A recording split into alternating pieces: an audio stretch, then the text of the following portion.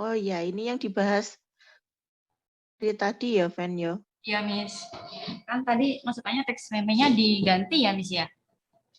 Oh, tadi ini yang dari Resti, ada yang dari Mbak Tantri yang agak panjang tadi loh.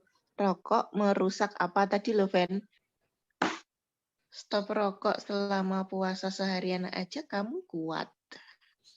Terus Kalau captionnya kayak gini, Miss. Mungkin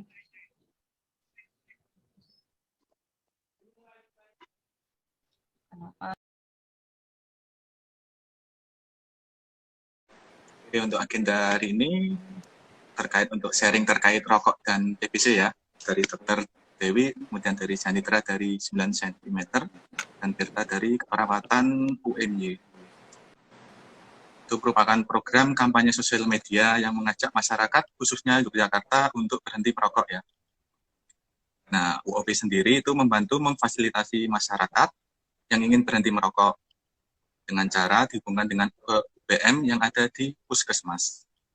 Nah, jadi tujuan intinya dari UOP atau Udut Parapatut ini agar masyarakat Yogyakarta bebas rokok.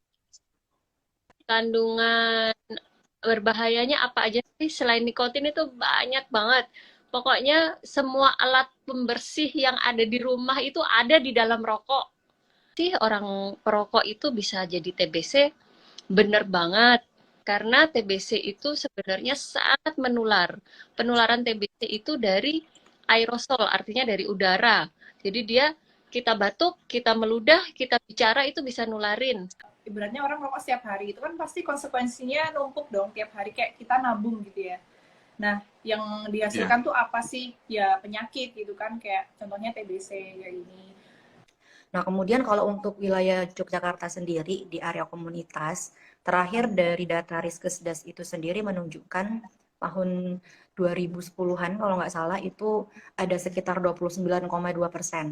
Dan pengguna rokok itu untuk anak usia 10 tahun ke atas ya, bayangkan. Jadi sekarang untuk tren perokok di area komunitas itu jadi bukan cuma orang dewasa, om-om, bapak-bapak gitu ya, kakek-kakek, itu sudah turun sampai ke ranah anak-anak lah ya. Dan Jadi kuman ini tuh punya 4 sifat. Sifat yang pertama aktif. Sifat yang kedua biasa-biasa aja. Sifat yang ketiga dia males. Sifat yang keempat dia konsumsi alkohol sama konsumsi ganja, terus yang ketiga itu rokok. Nah, jadi ibaratnya pintu kecanduannya ini tuh dibuka lebar-lebar gitu loh. Dan ketika orang tingwe itu menurut aku justru lebih terlihat perilaku adiktifnya. Masih kecil, balita, batita gitu, yang masih aktif-aktifnya, lincah-lincahnya gitu ya. Oh ternyata bapaknya atau kakaknya ini perokok berat. Ya mungkin mereka merokoknya bukan di dalam ruangan atau tidak sedang bersama dengan anak-anak. Cuma kan asap rokoknya tadi nempel ya gitu, nempel di kursi, nempel di baju gitu ya, nempel di dinding atau di lemari, di pintu.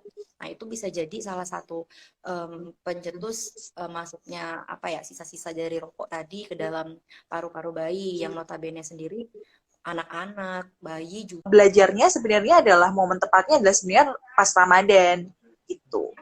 Momen yang tepat lah untuk belajar membiasakan diri. Berhenti buat ngisapnya itu.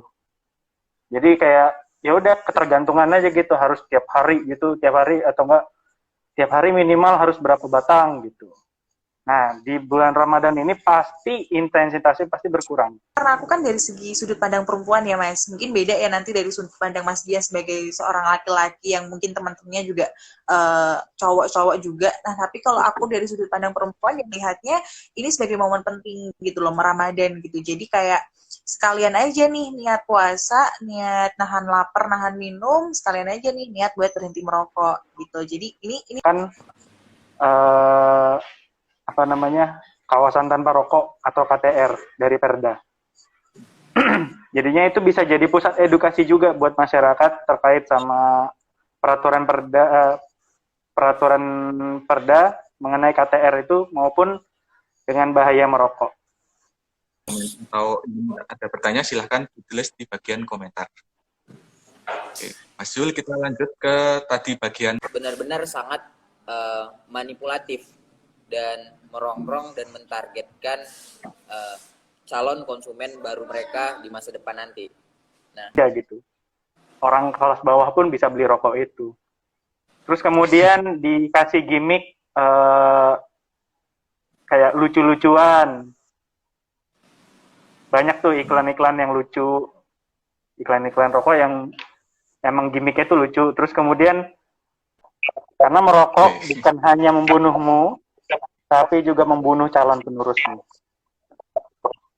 menyerukan berhenti merokok ke kawan-kawan, ke pemuda-pemuda hari ini.